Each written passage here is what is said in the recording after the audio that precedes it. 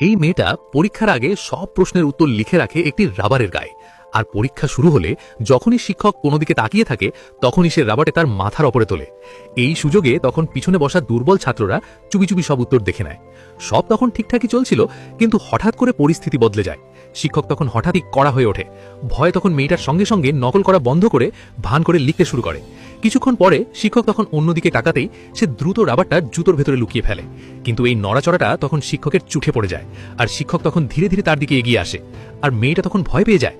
সে তখন তাড়াতাড়ি তার জুতোর উপরে পাটা চেপে ধরে। শিক্ষক কাছে এসে একবার তাকায়, তারপর সে হঠাৎই নিচে ঝুঁকে পড়ে। এই মুহূর্তে তখন মেয়েটা মনে করে যে সবই শেষ, কিন্তু না, শিক্ষক তখন মেঝে থেকে একটা পেন্সিল তুলেছিল। এরপরে শিক্ষক তখন পেছনে ফিরতে মেয়েটা তখন দ্রুত রাবারটা পেছনে ঠেলে দেয়।